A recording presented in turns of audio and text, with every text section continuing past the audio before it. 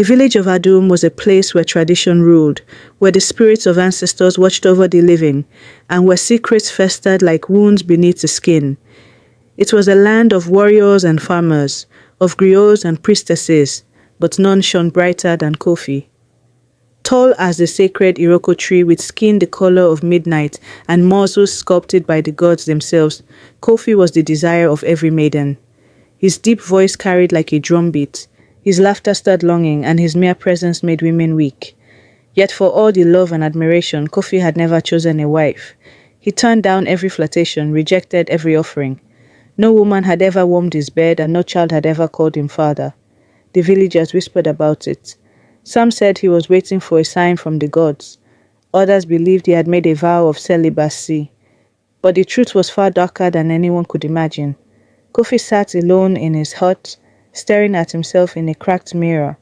Beneath the fine robes that draped his perfect body, he hid his shame, a monstrous curse.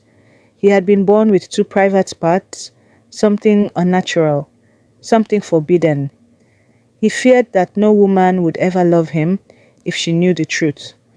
One afternoon, as Kofi sharpened his machete beneath the shade of a baobab tree, a young woman approached him. Abena, the weaver's daughter, was known for her beauty and confidence. Her eyes shone like polished ebony, and her smile could charm the fiercest warrior. Kofi, she said sweetly, sitting beside him, tell me, why does a man as fine as you refuse to take a wife? Kofi chuckled, but did not meet her gaze. Some things are not meant to be. Abena leaned closer, her voice dropping to a playful whisper. Are you waiting for a sign from the spirits? Or perhaps you have a secret you're hiding? Kofi stiffened. His heart pounded in his chest. For a moment he considered telling her, confessing the terrible truth that plagued him, but he could not. Instead he forced a smile. Let us walk, he said, leading her toward the forest. The trees were thick and ancient, their twisted roots gripping the earth like fingers. The deeper they walked, the quieter the world became. Abena, unaware of the danger, continued to chatter, laughing and teasing. Then suddenly the air changed. The wind stilled, the leaves no longer rustled. The forest was listening. That night Abena did not return home. In the dead of night Abena had screamed, but the tree swallowed the sound. The ground trembled as a massive black snake slithered forward, its eyes glowing like molten gold. Abena's terror-stricken eyes met Kofi's. Help me, she pleaded. But Kofi could not move. His limbs were heavy with guilt. He had brought her here. He had fed her to the beast. The snake coiled around her, its scales glistening like wet stone. It tightened, squeezed, and then, with a sickening crunch, it swallowed her whole. Kofi fell to his knees. When will you make me whole? He whispered to the darkness. When will this curse be lifted? But the serpent only watched, his unblinking eyes filled with endless hunger. By morning, Abena's absence sent waves of panic through Adum. The villagers searched the fields, the riverbanks, the pathways leading to distant lands, but there was no trace of her. She was last seen with Kofi, a young man murmured. The elders summoned Kofi, their faces grim. What do you know of Abena's disappearance? Kofi lowered his gaze. I walked with her into the forest, he admitted, but we parted ways. I do not know what happened to her. The village was uneasy. Kofi was a man of good standing, yet his words felt hollow. Abena was not the first woman to vanish over the years. The elders exchanged knowing glances. Something was very wrong. A week later, another woman disappeared. Efia, a potter's daughter, had long loved Kofi. When she heard whispers that he had walked with Abena before her disappearance, she dismissed them. She believed she could be the one to melt his heart. One evening, she approached him with a shy smile. Kofi, walk with me. He hesitated. But the hunger of the serpent had not been sated. They walked the same paths. The trees whispered their secrets. The wind carried silent screams. By dawn, Efia was gone. The village erupted. This was no coincidence. 2 women, both seen with Kofi, had vanished without a trace. A priestess, old and wise, called for a divination. The spirits whisper of darkness, she murmured, and their voices point to the forest. The villagers gathered their torches. It was time to find the truth. The village square was filled with murmurs, eyes darting toward Kofi with unease. 2 women had vanished, and both had last been seen with him. Nana Adwa, the village priestess, sat by the sacred fire, her old fingers tracing patterns in the dust. The spirits murmur of death, she said. Something unnatural feeds in the forest. Kofi kept his head low as the elders exchanged glances. What do you mean? The chief asked. There is a curse upon us, Nana Adwa whispered. A terrible hunger must be stopped. The villagers shivered, but Kofi's heart pounded with terror. He knew she spoke the truth. Deep in the forest, the search party moved cautiously, torches flickering against the trees. The air was thick with an unnatural silence. Then they found it, a clearing littered with bones. Skulls, ribs, femurs, all scattered beneath the twisted roots of an ancient tree. The villagers gasped in horror. "Do we mean?" someone whispered. Then from the shadows a low hiss echoed. The ground trembled. The serpent had been disturbed. Kofi had always known guilt, but now it had begun to consume him. Each night as he closed his eyes, he was pulled into a suffocating darkness. He stood in the middle of the forest, surrounded by whispers. The trees groaned as if speaking to him. He turned, and there it was, the serpent, its golden eyes burning through him. "You are mine," it hissed. Kofi jolted awake, drenched in sweat. The whispers from the dream still echoed in his ears. He could no longer escape them. The village had reached its breaking point. The women were disappearing at an alarming rate, and the elders could no longer ignore the whispers linking Kofi to the vanishings. "We must take action," declared the chief, his deep voice rumbling across the gathering. "The gods are angry," Nana Adwa added. "The answer lies in the forest." A decision was made. The warriors would search the woods once more, this time looking for proof of the evil lurking within. Kofi listened from the shadows, his heartbeat roaring in his ears. He was running out of time. The warriors moved deeper into the forest, torches lighting their paths. The further they went, the more unsettling the silence became. Then they stumbled upon something horrifying, a clearing littered with human bones. Some were old, covered in moss, others fresher, stained with dried blood. Bracelets, necklaces, and remnants of clothing lay scattered amongst them. The warriors recoiled in horror. This was no ordinary beast. The truth was close.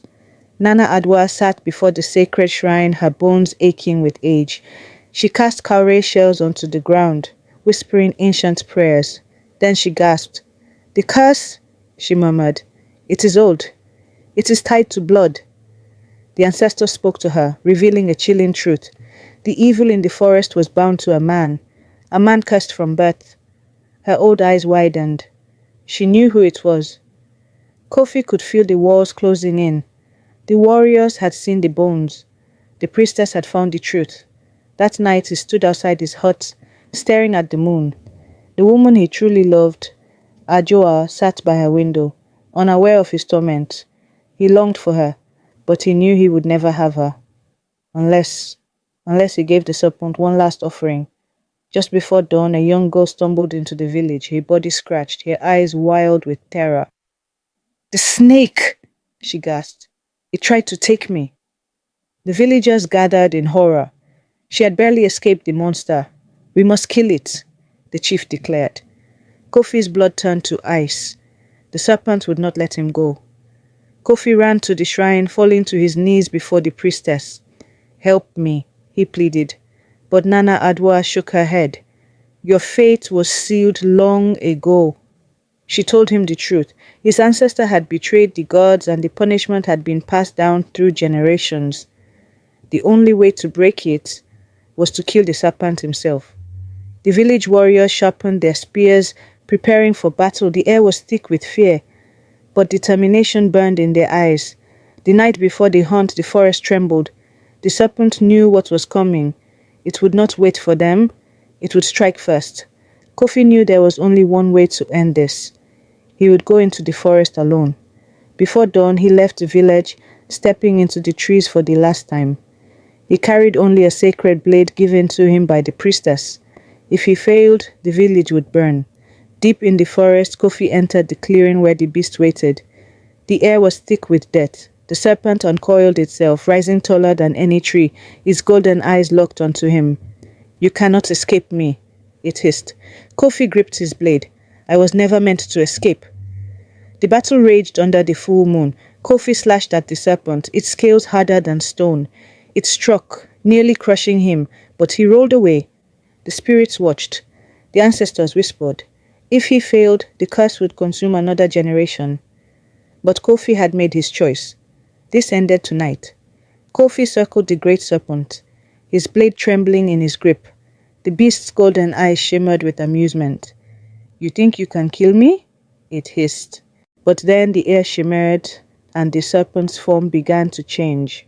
Its monstrous coils twisted and shrank, its dark scales dissolving like dust in the wind.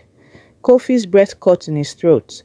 Before him stood a towering man, dark-skinned, impossibly handsome and muscular, like a twisted reflection of himself. "You fool," the being said, grinning. "I am what you were meant to become." Kofi staggered back, realization dawning.